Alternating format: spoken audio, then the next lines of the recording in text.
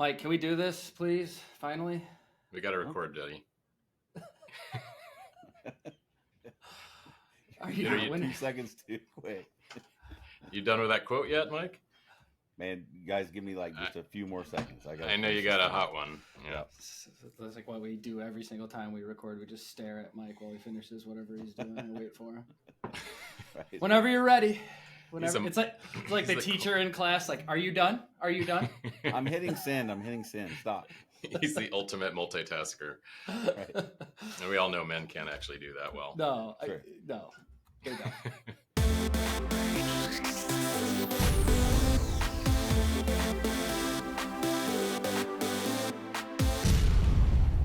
All right, now that Mike's finally allowed us to start this recording, we can talk about what we're going to talk about today. What do you want to talk about? You want to talk about the I can't get my quotes done? Yeah, talk about how to make you more efficient and productive, better team member.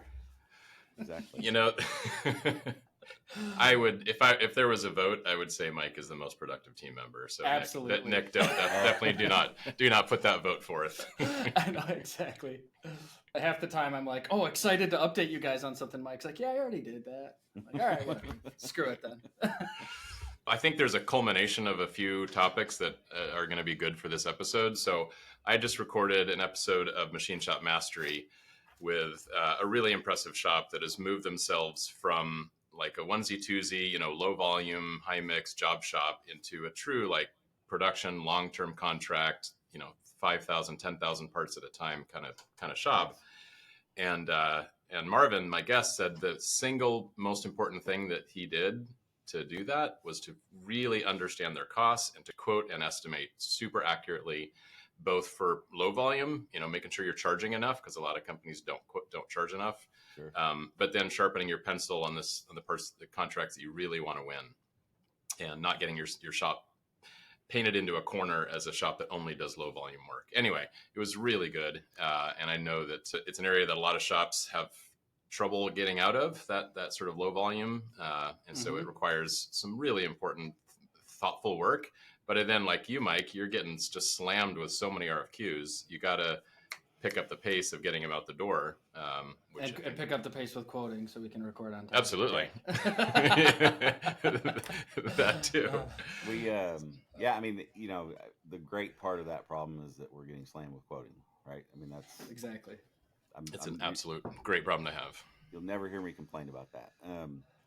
The problem is you got simple parts, you got complex parts, you got outside processing, you got all this stuff, and some of them, we can turn around and,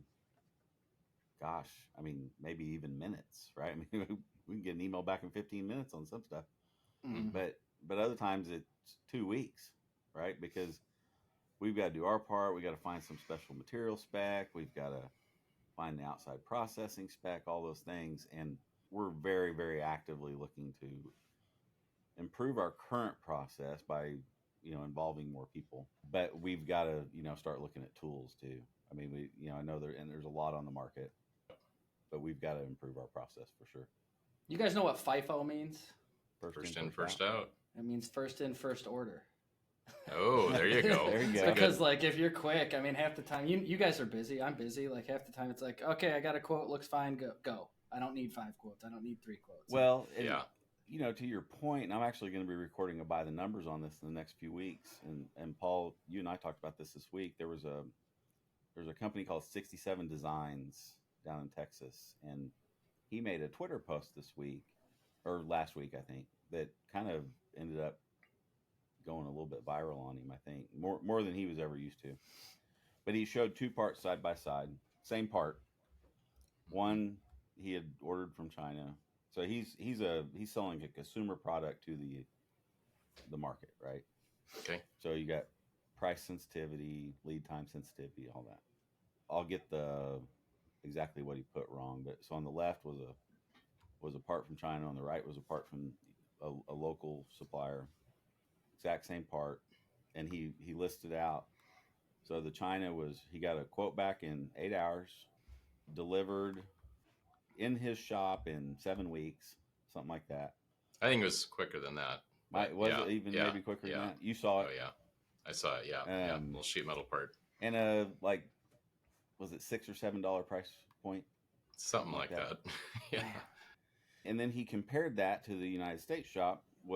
I think it was still a 24-hour turnaround on the quote, which is actually kind of what we shoot for. So when I saw this comparison, I'm like, oh my gosh, I mean, that's not considered good. And 6 or 7 week lead time and $16 for the part.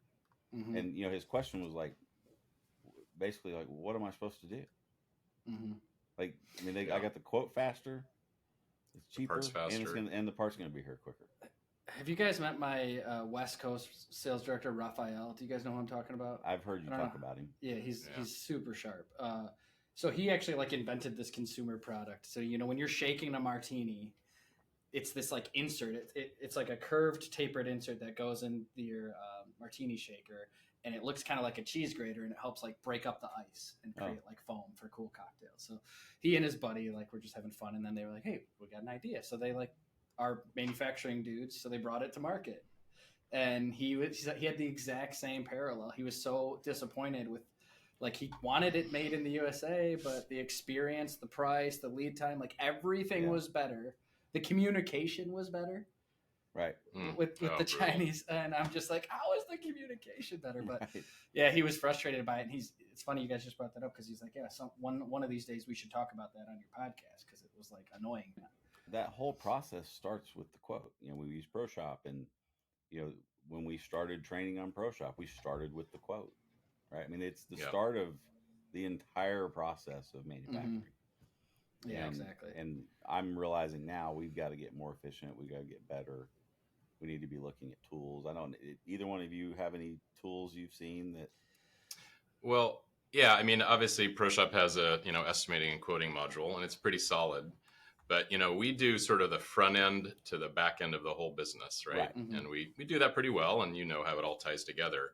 And it's a great tool. I'd say, oh, yeah. Yeah. I mean, I've had clients tell us they're quoting 3 times faster than they used to in other ERPs, right? Sure. Oh, so let's put that in comparison. So, prior to ProShop, we were quoting the second time someone asked for it because we didn't even have a system to really track them, right? So someone sent an email. Somebody's assumed someone else is working on it. Mm-hmm. So, I mean, honestly, like when I first bought Hill, what I noticed pretty quick was we didn't even do a quote till they asked twice for it. So you already knew you were losing they had to ask probably half the work at least, right? Oh, boy. And first in, figure it out. First in, figure it out. There's all sorts of pipelines in this thing. So now, again, we were mostly working with legacy clients at the time, and those clients were like, we need you to make this part. We just need a price for the PO mostly, right? Mm-hmm, so we weren't bidding necessarily new work with new customers, and so we probably didn't lose as much as that sounds like you could. And then of course we were going off an Excel spreadsheet that had been copied of a copy of a copy of a copy, and the first time I dig in and look at it, 4 of the cells, the formula was broken, and we weren't adding that line to the total. Oh boy! I mean, because it just happened. Talk about leaving money on the table. Yeah, so we were figuring out the second op mill time, but that wasn't going into the total time or something. Excel is great at what it does, but when you start making a copy of a copy of a copy, and you got 4 different people touching that copy, and maybe some of them know how to use Excel and some of them don't, and it was a disaster. So yeah, just the step to ProShop was great, and we love that tool for how it builds the entire system, right? Mm-hmm. Right. Yeah, where we're lacking is how long does it take us to figure out material, labor, and outside process, and then put that into the good tool we already have. Sure. That's always the hardest part to control is the outside suppliers. Oh, yeah. Gosh, yeah. It's not urgent. But speaking of tools, obviously Paperless Parts is a pretty well-known brand in the market, and all they do is the estimating and quoting side. Like, they're just razor focused on specializing on that. And we have many shared clients that love using Paperless, and it does, they have their tool to even chat with vendors. If your vendor is tied in with it, it's like, hey, let me get a price on this material. Of course, it uses the AI to pull mill specs and material specs so you can make sure you're getting the right thing and not missing something that's on page 5 of the drawing. And then those shared clients are then taking that paperless quote that they win and converting it into a pro shop order.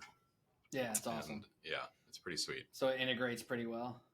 It does. And I would say it's decent. In the past, we're rebuilding that process right now, fully API based. It's just that's definitely going to get a lot better, but that's cool. But it's been solid. Nick, you lead an entire sales team. How are you guys quoting? And what are you looking at doing? Honestly, it's not even the sales team. We created like a committee. So there's a lot of people from the sales team in the committee, but like it's every function of our business. Like the different leaders get together and we call it like technology and AI committee. And it's just like sharing, hey, I did this in like half the time because I use ChatGPT, or I did this, or what about that? And we're on Microsoft, so we're all like using Copilot and learning how to, summarizing the emails. Holy cow. Yeah, I'll have 100 emails and I'll just be like, summarize my emails. It'll take like a 9 email thread and be like, this is what you need to know. Yeah, it's really that sweet. Is nice. So we share all that stuff, but it's funny, like the number one topic in those meetings is quoting.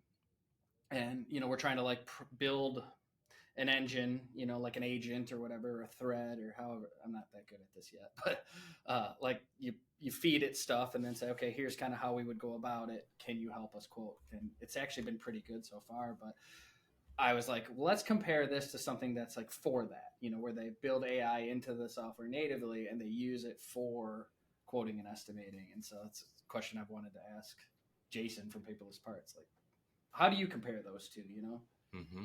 Like using ChatGPT or Copilot or whatever versus using your specialized software? Like, how would you kind of like overcome that objection if somebody had it? So we should call him. Ring, blah, blah, blah. All right. Jason, my guy. What's up, buddy? How's it going? Hey, Jason. Good to see you here. I think I got a stumper for you, dude. I got a tough question. We're not going to throw you a softball today. Maybe it is. You're probably like, I got this question 1,000 times. That's all you got. But yeah, we were just talking about, my team meets and we just discussed technology and how we're using it and how we're using AI and things like that. And one of the best use cases we're finding for like using ChatGPT and Copilot is, uploading drawings and having it help us with the quoting and estimating. You're the master at that. You've built a whole company around that. What would you say to kind of should I use AI and build up a AI agent or an AI engine, or, here's the advantages of using something like Paperless Parts? Oh, it's such a great question. And our customers, I'll tell you a quick anecdote. So we have a customer who, really good friend of mine, and he sat down and he's like, hey, I've got this consultant who's going to, for 20 grand, is going to build an AI on my business. It's going to be incredible. Like I'm going to know everything about everything. He said, I'm just going to be able to ask it questions. It should do, you name it, purchase it. It's like going to do everything. And I'm like, 20 grand, huh? I'm like, that is super interesting. I'm like, I don't know that you can do anything in software for 20 grand. And Paul probably knows this, all too well. I'm like, so $20,000, what are they going to do? And he's like, well, we're going to give them everything. We're going to get every file, everything we have, access to our shared drive. And I'm like, oh, that's really interesting. I'm like, where are they located? He's like, oh, they're US based. And I'm like, that's definitely not 20 grand. Starting to not sound good here. Yeah. And so long story short, I ended up going to lunch with the consultant and they were going to take all this to India. And the shop does defense work. Yeah. And There's so a break in the system right there in there. About to give access. And so I think the reason I'm telling you this story is if it's too good to be true, it probably is. Mm-hmm. And I think when I look at AI and I look at what's happening right now with a lot of these models that you might have free access to, AI is losing money hand over fist. And we just had our chief scientist at our company give a presentation to all hands on this, which is the data models are not getting cheaper. So when you're using ChatGPT or using another AI, Anthropic, Gemini, one of the large language models, the models are getting much larger, but Moore's law is not keeping up with that. And they're not getting cheaper to use. Mm-hmm. So right now, all those companies are subsidizing their users. So why would I do that? And I would do that because I'm just like Uber. I want to get you hooked on riding on Ubers. And then all of a sudden, the ride that used to cost me $8 now costs me $28. And that's because they're not using venture money to subsidize users anymore. They have the user base. You're captive. So the other thing they're doing is AI models get better because of data. Like that is what makes AI models more powerful. So the more data they have and the more they can capture, the more they can use. And that requires not keeping your data confidential. So my assumption is you guys are all running professional businesses. You care about your customers, right? Sure. I think like there's like so when I was in the military, I was a supply corps officer, and it was like a fiduciary responsibility to take taxpayer dollars and not waste them. That was my job. Like I remember first day of supply school training, they're like, you are responsible for treating taxpayer money like it's your own money. And they drilled that into our brains constantly. And so when I step back and I think about being shop owners, like it's our responsibility to treat our customers and their data like it's our own. So I think the first time you drop a PDF drawing into ChatGPT, you're breaking that trust. Sure. That's the first big concern. Yeah, so certainly for like a contract manufacturer where it's not your part that you're putting in there, that's exactly right. Be like a big red flag. It's not your part. For us, I mean, not to make fun of what we're doing, but like we make telescopic weight covers. There's sheet metal boxes inside other sheet metal boxes, so it's like, okay, well, what are we really giving away? But I think our guys are also saying it only works with 2D drawings. So if you just have models, like now you got to convert it to a 2D drawing. Let's talk about inherently how AI works. It's deriving an answer. And we break AI into two different categories, subjective and objective AI. So subjective AI is where you just talked about being in sales and marketing and prompting. You want to get good at prompting, right? That's the whole new, it used to be, I want to be an Instagram influencer when I grow up. All the kids are saying, I want to be a prompter when I grow up. So you want to get really good at prompting. Well, you are prompting, and what's happening in the background is large machine learning algorithms trying to derive an answer to your prompt. That's effectively what's happening in the background. And so as you feed it in, it is coming up with different answers, basically calculating every single letter of every word all the way through as it types a response to you. Now, when you feed it a drawing, there's so many different variables that go into that drawing that it may or may not catch. And one of the bigger challenges is the AI doesn't necessarily tell you what it's seeing and why it's coming up with the answer it's coming up with. So as you put a drawing in, do you have a text layer on the drawing? We see pictures of drawings. We see downloads and PDFs where there is no text layer.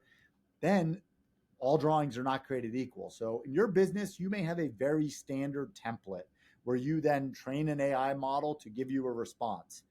For the average contract manufacturer or job shop, and Paul, you know this better than I do, and Mike, you live it every day, the envelope is immense. Yeah, totally immense. It is immense. And I think it's one of the big things that I've seen in our industry is just the variability of what our customers deal with every day is absolutely mind-blowing. Like how they survive. Sure. Like you may have a part that's small, 3-axis aluminum part, 6061, basic tolerance prototype, no finish on it. And then you may get a part that's got true positions and critical tolerances and tapped holes, and you've got parallelism and you've got perpendicularity, and all of that is called out in the drawing. Now, what we've seen, and we go when we benchmark the models against paperless parts, because we are building AI into our product. We are focused on what we call objective AI. So from my perspective, manufacturing is a human game. I want it to be a human game because I'm a human, and I don't think like it's no fun if like humans are no longer involved. It just becomes computers, and we live in the matrix then. So I like to think about how do you give humans the best possible tools to do their jobs more effectively and provide them with the information they need in the right places to make good decisions. So what we do with AI, we call it objective AI, is it's effectively identifying pieces of information, whether that's in a 3D model or in a PDF drawing, and extracting that information and putting it into the formulas that you've created inside of paperless parts. We're actually getting really good at this now. Like 90s level accuracy on PDFs for control frames. We've trained on all the symbols. We've trained on all mil specs and all the different specifications from the large OEMs so that we can, at the very least, say, hey, look, this exists. And this is what you told us to do when you see that. Sure. Now, when I think about a shop going through paperless parts onboarding, we spend 12 to 16 weeks getting their formulas right. When you go into a ChatGPT and it tries to derive that answer, what is it deriving? That's where you get like what do they call them? Hallucinations, right? Like That's exactly right. That's exactly right. So there was a big one that happened just recently. United Healthcare CEO assassination. AI generated a post that said the killer shot himself at the scene. And a news agency had hooked up to AI, and that had automatically created a post on their social media feed. Wow. Oh, wow. I didn't know and that. So people started to see that, and they're like, oh, okay, so the manhunt's over. That must not be a real thing. And it started to freak out all the agencies because, like, wait a second, this is going viral, and that's not accurate. Like, that is not an accurate thing.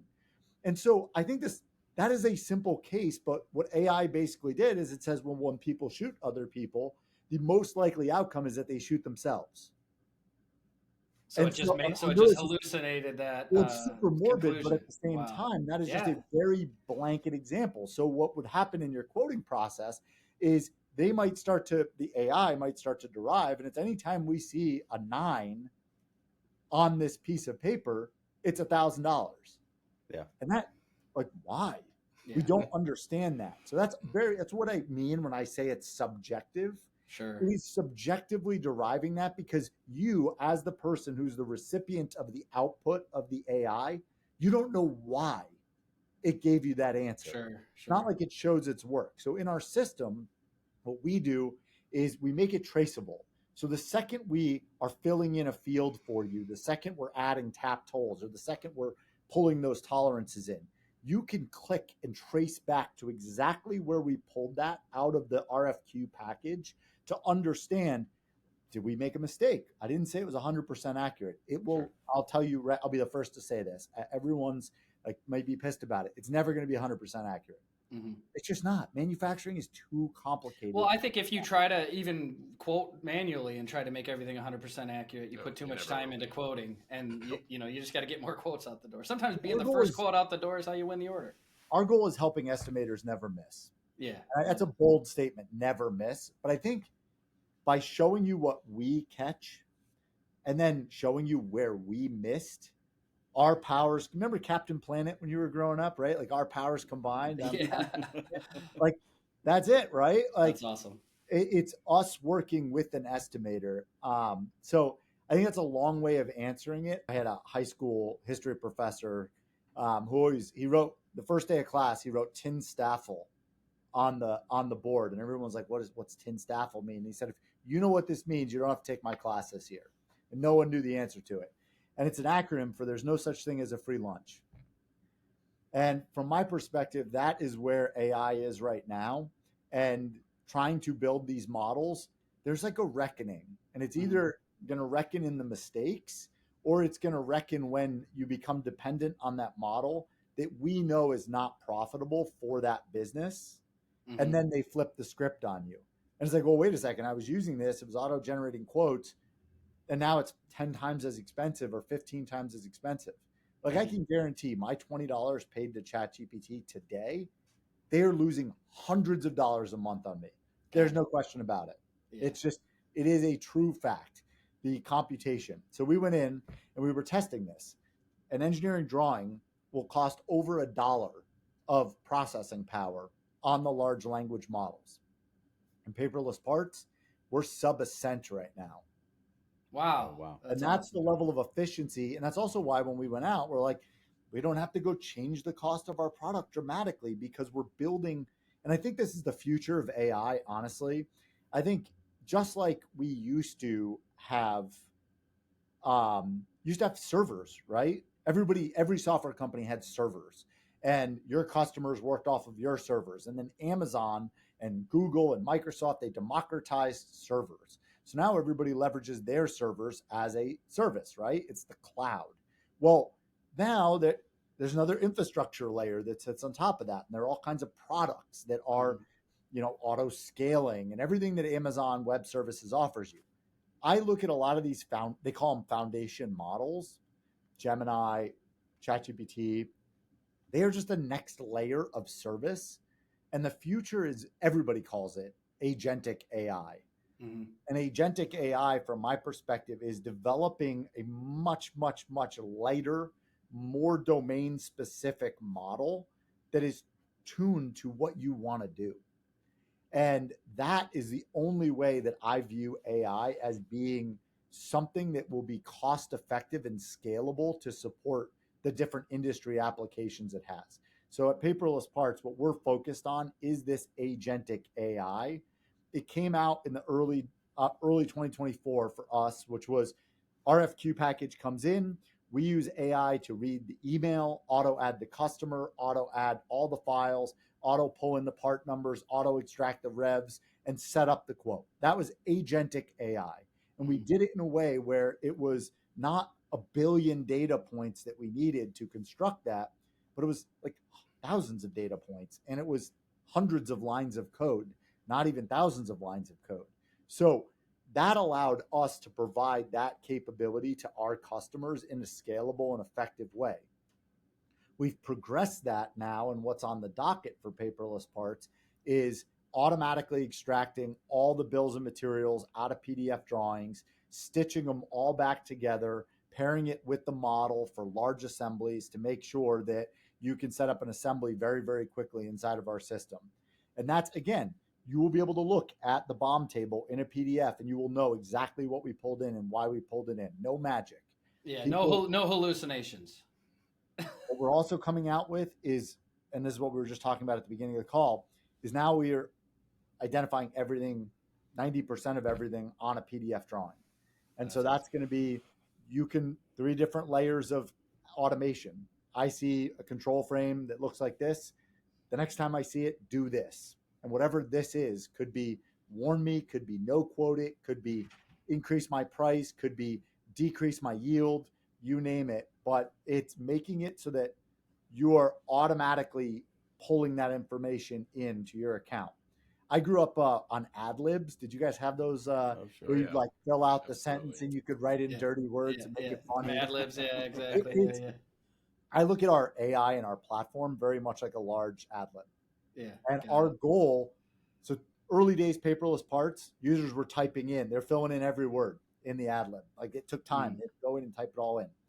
As our system evolves more and more, the user will be checking the automation rather than doing those actions. Mm-hmm. So this is a very long way of me explaining why I think using these large language models is awesome. I think you should play with them. You should see what the technology is capable of, but also be very, very informed on where your data is going, what they're doing with that data, and be aware and be ready for hallucinations that could put you in a position that, like, I've heard of shops that will lose their business on a quote.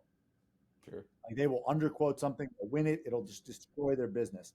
The way I look at it, it's a very risky process. So infusing more risk into an already risky process. That's awesome.